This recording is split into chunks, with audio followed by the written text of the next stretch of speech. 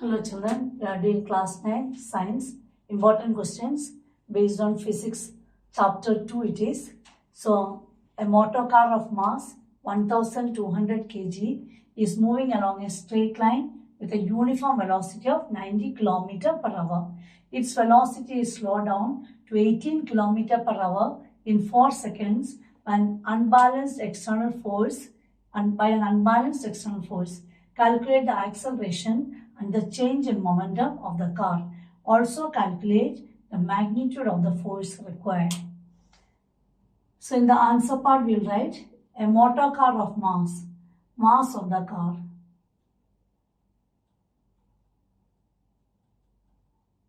That is m equal to 1200 kg.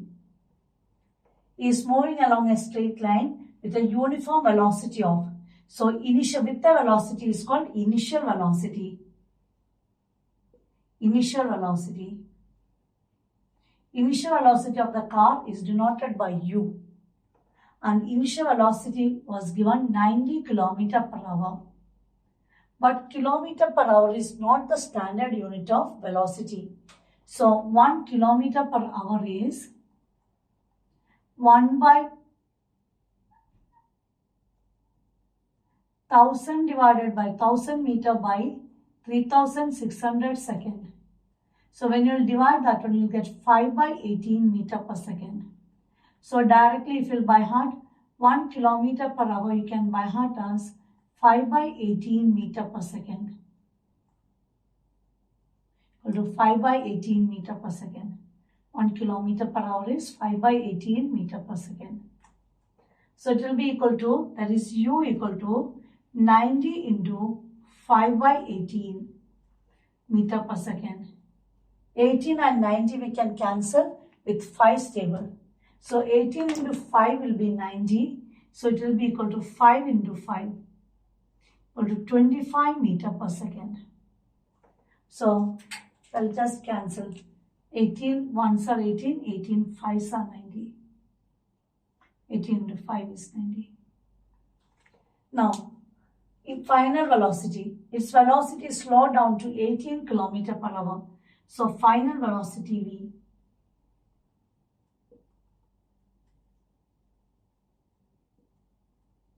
equal to 18 km per hour. Again, we will change that to meter per second.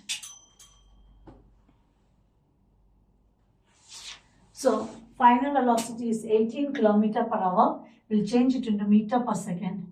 So 18 into 5 by 18 meter per second. 18 and 18 will be cancelled. We will get final velocity as 5 meter per second. Now final velocity we got. What was the time taken for that change? So time taken t equal to 4 seconds.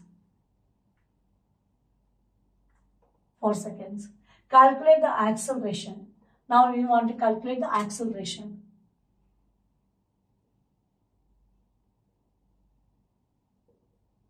Acceleration A. Acceleration A will be final velocity minus initial velocity. That means V minus U by T. V minus U divided by T. Change in velocity by time. That is V minus U by T. So that will be equal to V. V is actually 5 minus U is 5 minus U is actually U is 25 divided by time taken. Time taken was 4 seconds equal to minus 20 divided by 4 equal to minus 5 meter per second squared. 4 5s are 20, so minus 5 meter per second squared is a unit of acceleration. Now second bit they told you, calculate the change in momentum. You have to calculate the change in momentum. Change in momentum equal to change in momentum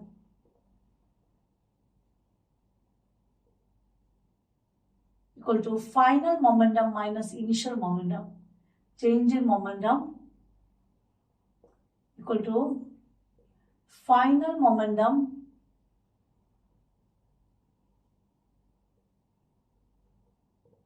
minus initial momentum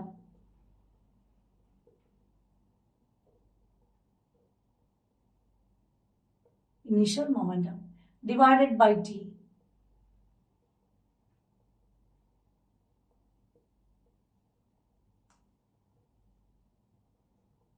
divided by time taken. What is the final momentum?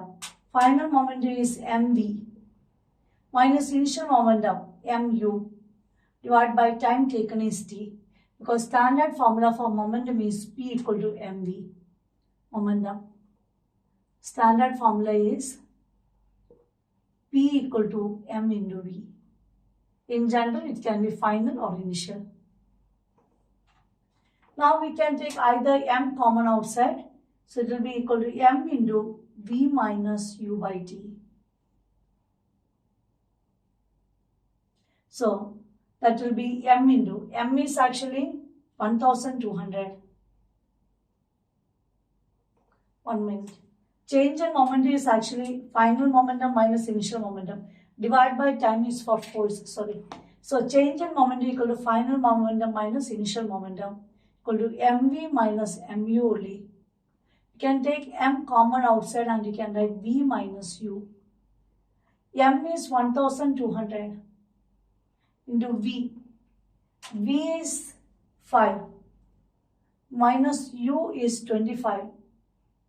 So it will be equal to 1200 into minus 20. So it will be equal to 12 2s are 24. So minus 24 and 1, 2, 3 zeros, minus 24,000. Unit of mass is kilogram and unit of velocity is meter per second. So unit of momentum will be kilogram meter per second. Now they told you to calculate the magnitude of force required. Magnitude of force. So force F equal to ma. Because we found a value. So that will be equal to force mass m equal to 1200 into acceleration a is minus 5. So it will be 1200 into 5. 12 into 5 is 60. Then 2 more zeros, so 6000. Unit of force is Newton. Now we'll do chemistry question. 1 physics, 1 chemistry, 1 biology question we'll do.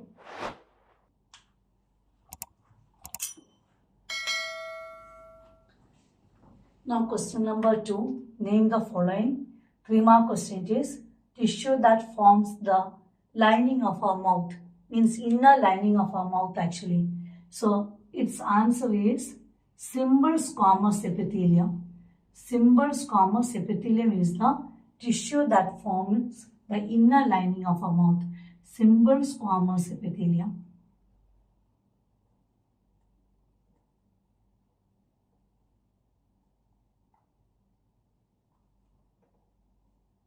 Is the tissue that forms inner lining of our mouth. Simple squamous epithelium.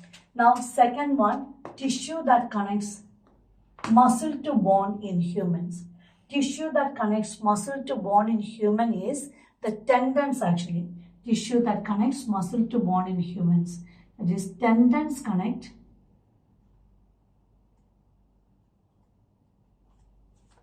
muscle to bone in humans. Now, next one. Tissues that are found in the skin. So, tissues found in the skin are stratified layers of simple squamous epithelium. Stratified squamous epithelium for preventing the wear and tear actually. So, tissue that are found in the skin. Stratified squamous epithelium.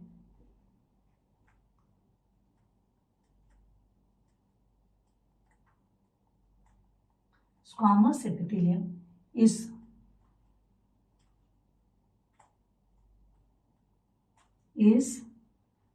found in the skin. epithelium are found in the skin.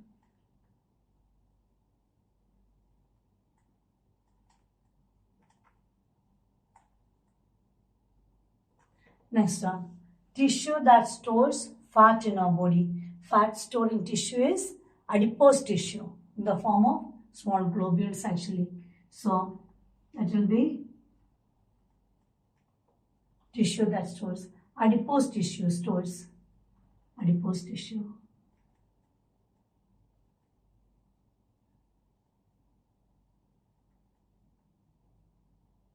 Stores fat in our body.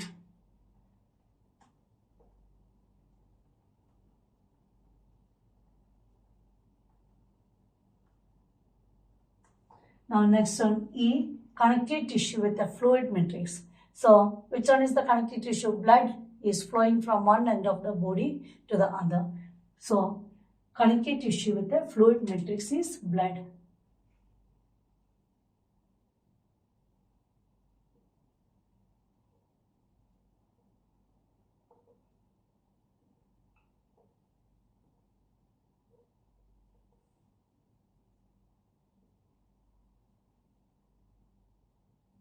Connective tissue with fluid matrix is blood.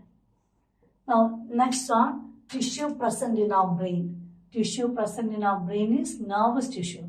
Our brain is, so nervous tissue is present. Brain and spinal cord are made up of nervous tissue. So here nervous tissue is present in our brain.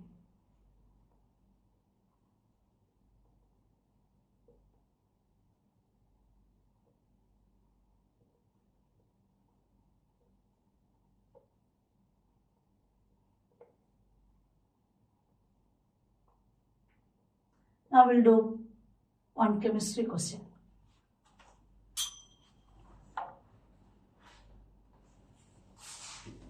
Now we'll do question number 3. A, it is the chemistry question based on chapter 2 actually. So which of the following will show Tyndall effect? A, first bit sugar solution, second bit soda water, third bit starch solution, fourth bit milky glass.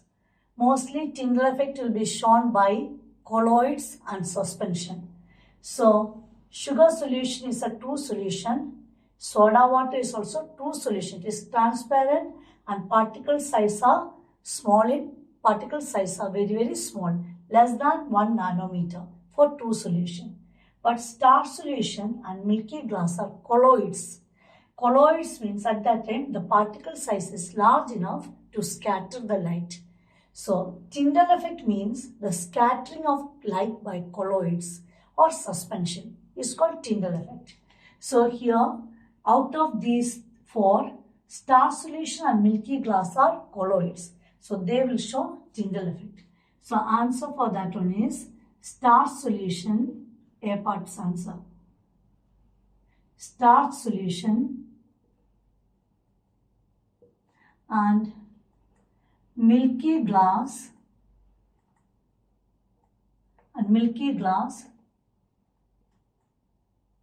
show Tyndall effect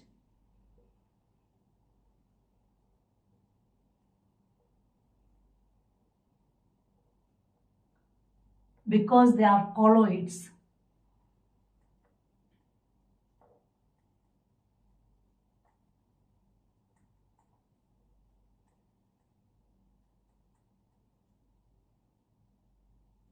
Then whereas sugar solution and soda water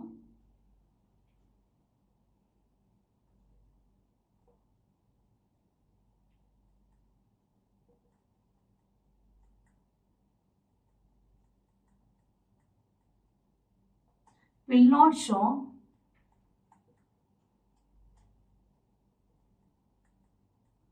Tyndall effect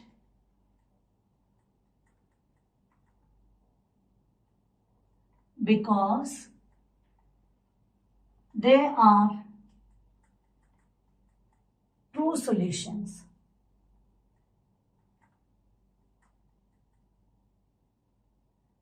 And true solutions particle size are not large enough to scatter the light because its particle size is less than 1 nanometer. So I'll just write what is the meaning of Tyndall effect. the scattering of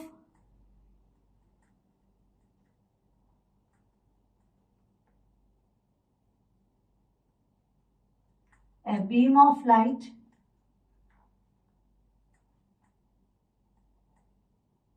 by colloids and suspension is called Tyndall effect.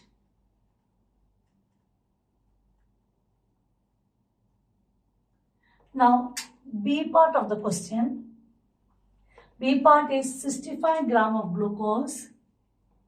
Answer for B part.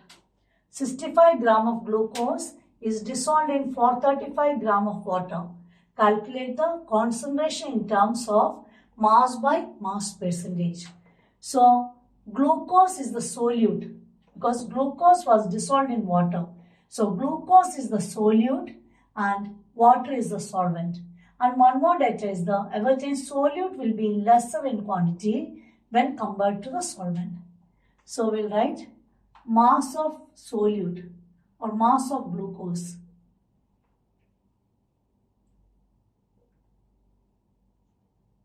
That is the solute actually, glucose in bracket solute, equal to 65 gram. Then mass of water, and water is a solvent actually, solvent equal to 435 gram. So now we want to find out the mass of solution.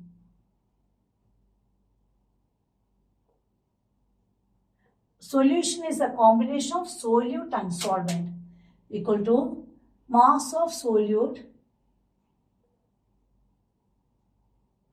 plus mass of solvent.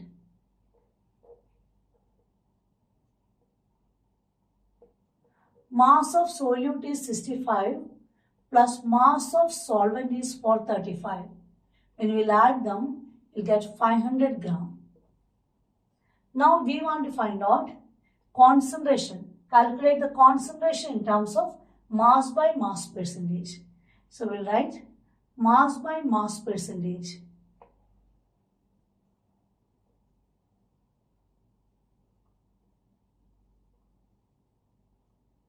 Of the solution.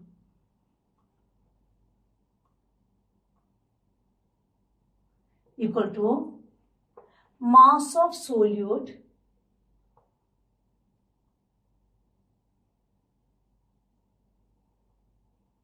divided by mass of solution